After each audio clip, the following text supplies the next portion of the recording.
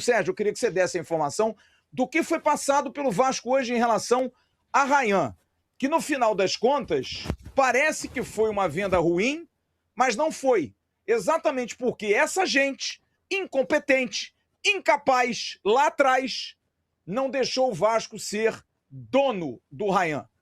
E o jogador e seu staff, porque se não tivessem esse caminho, já teriam saído do Vasco há muito tempo, e foram muito parceiros do Vasco, muito parceiros. Essa informação de hoje me dá mais certeza de que o pessoal, o staff do Rayan, foi muito parceiro dele. E eu gostaria que você explicasse, por favor, qual foi a informação passada hoje, fato novo, em relação a essa negociação do Rayan com o Bournemouth. O Vasco estava de mãos atadas, não é isso, Sérgio?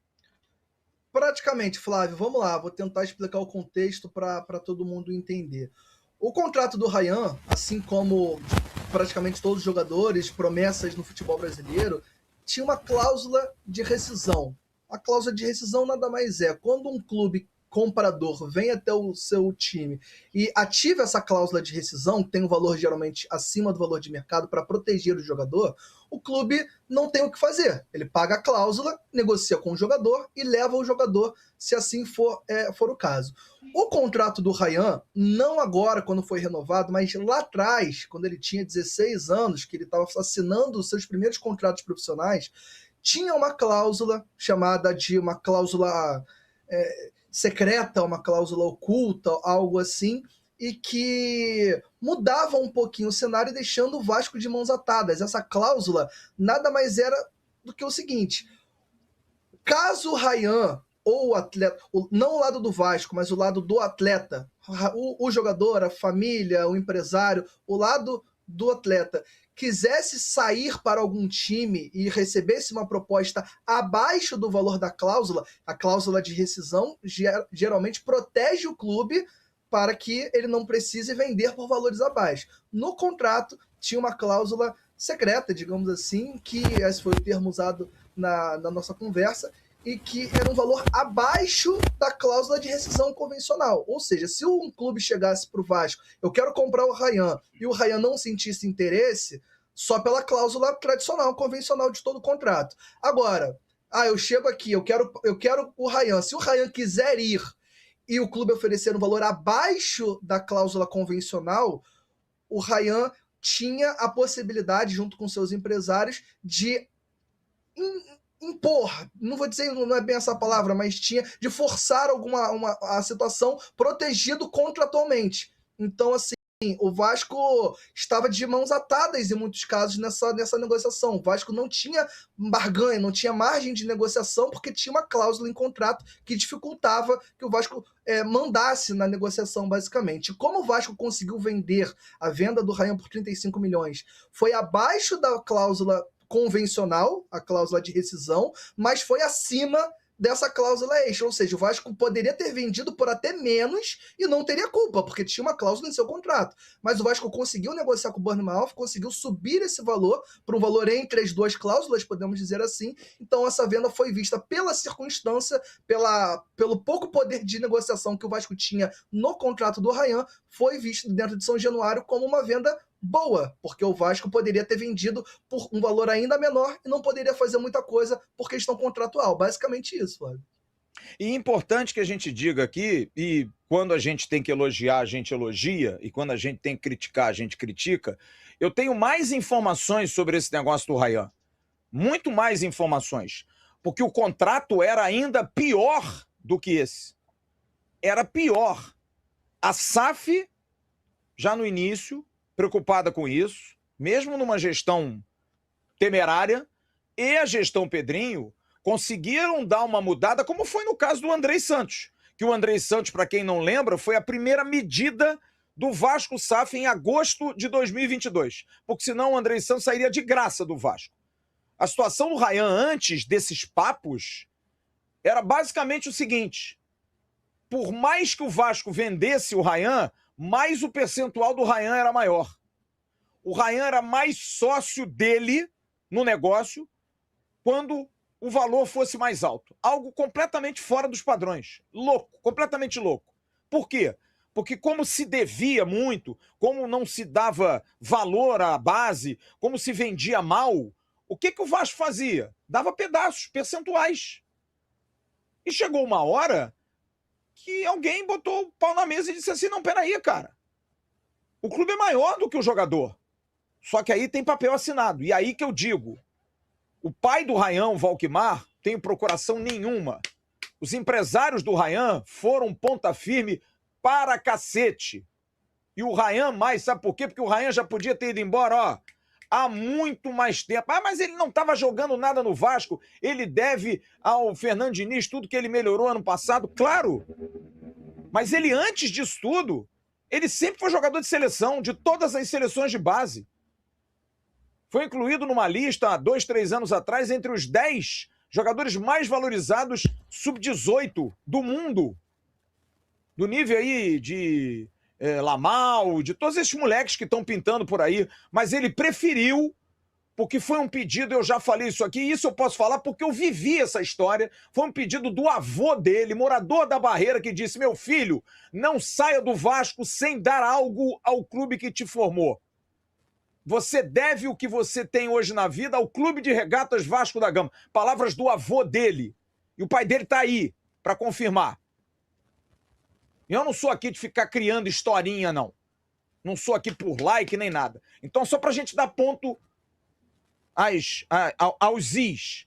O Vasco era refém de uma negociação que melhorou porque era para ser pior, tá? Muito. Era para ser muito pior. E não tem essa história de que hoje estão tacando pedra no Ryan. Não, é a história contada, amigo. É a história contada. O Ryan não é culpado de ter saído, o Vasco não é culpado de ter vendido. Essa é a história. É porque lá atrás, alguém da época desses borra-bostas aí fez lambança lá atrás. Fez lambança lá atrás. E deixou o moleque amarrado, como deixou com Andrei, como deixou com Marlon, como deixou com Aguinaldo, como deixou com todos esses moleques. Todos. Que o Vasco depois teve que reorganizar para tentar vender alguma coisa. E deu certo. Então a informação é essa. É essa. Parabéns ao Vasco, não é nem ao Sérgio Quinte, ao Vasco que explicitou isso hoje.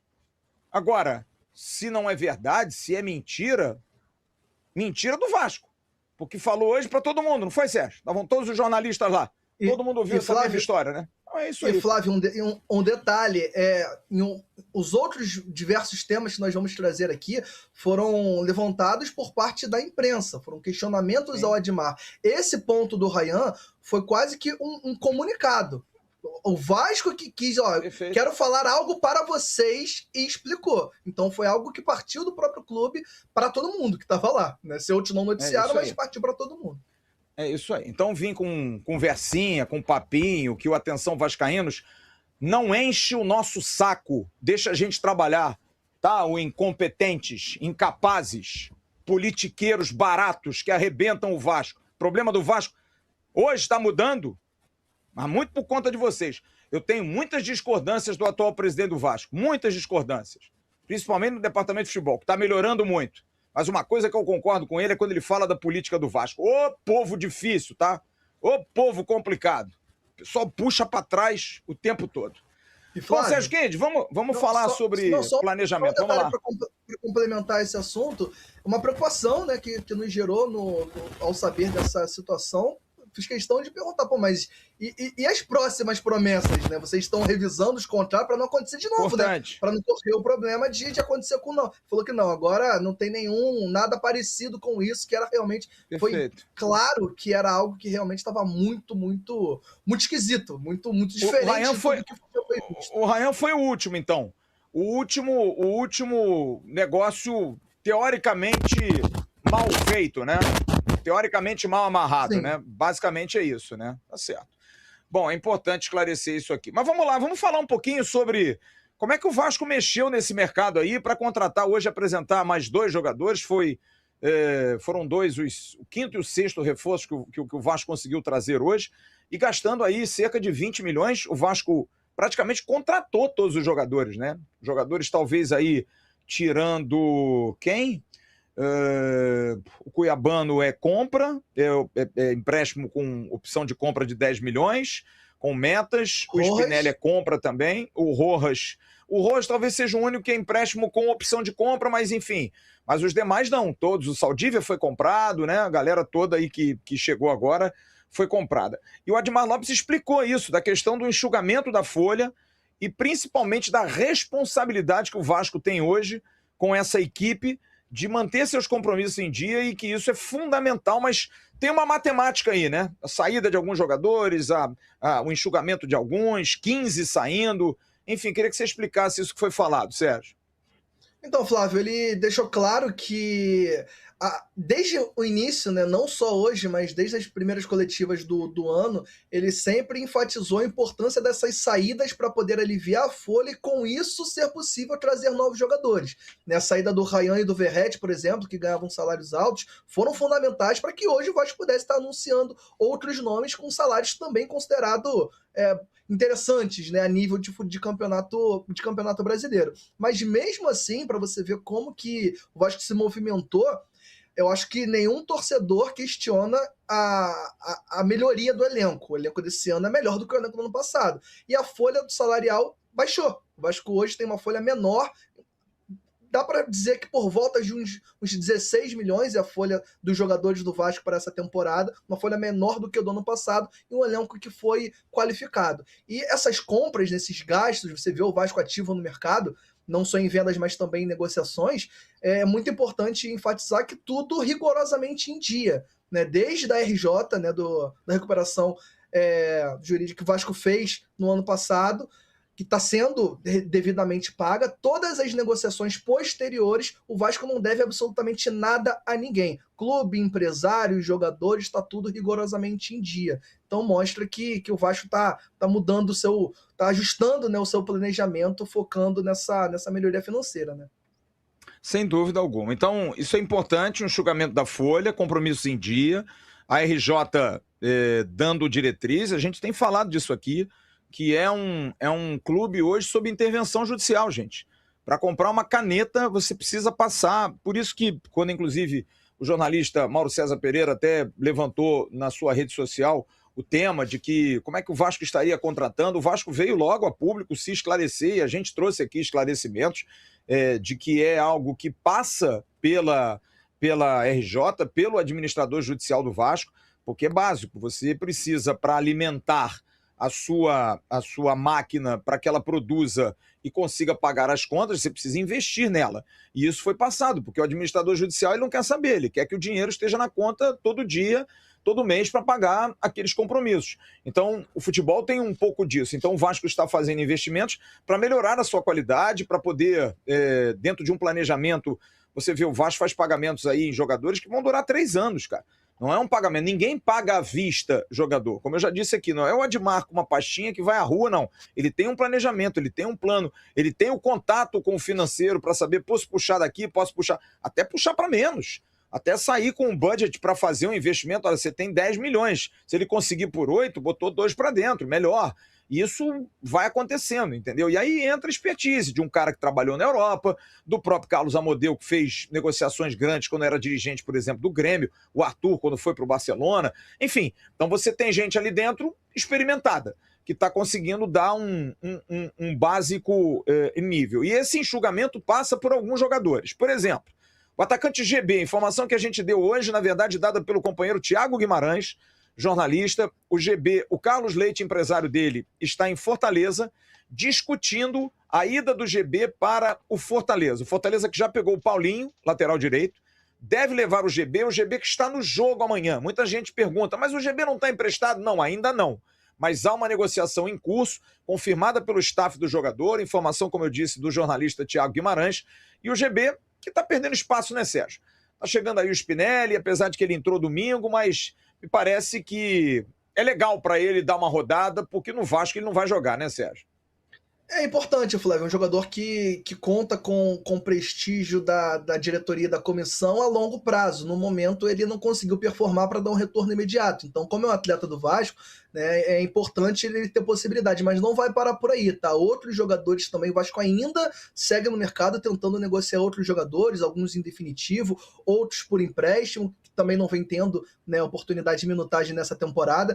Inclusive, ele fez questão de enfatizar que o objetivo do Vasco é não negociar mais nenhum jogador grande no sentido de estar jogando, nem um titular, nem uma reserva que participa bastante, mas outro, a não ser, claro, que chegue uma proposta vantajosa, aí o Vasco vai analisar, né? A janela ainda está aberta, mas a ideia é que o Vasco mantenha os seus jogadores, mas ainda tem alguns que. É só analisar, né? Quem não está indo muito para jogo, quem está tendo pouca minutagem, não está participando, o Vasco ainda está em busca, assim, de enxugar ainda mais o seu elenco, Flávio.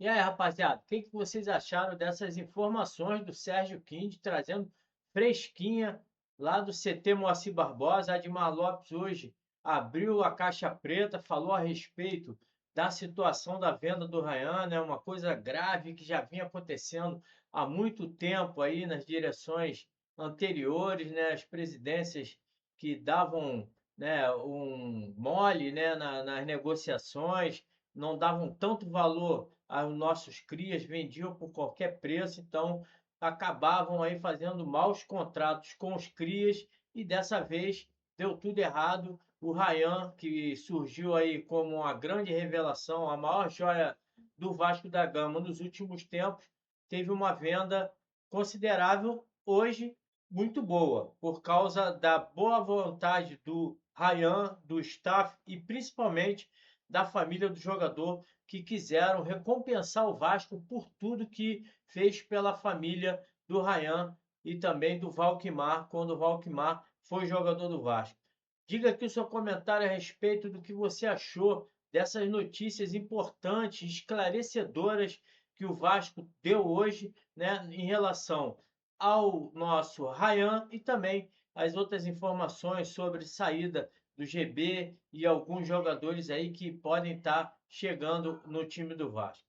Deixa aqui seu comentário que é importante para o nosso canal. O seu like vai fazer a gente divulgar cada vez mais os nossos vídeos. Se puder dar uma hypada, também ajuda. E tem aquela questão da nossa ajuda financeira. Quer ajudar o canal financeiramente? Comprando a camisa do Vasco na Netshoes ou no Mercado Livre, tudo relacionado ao nosso Vasco da Gama e a qualquer tipo de esporte, o canal vai ganhar uma porcentagem em cima da sua compra. Valeu? Um grande abraço a todos, saudações vascaína. Fui!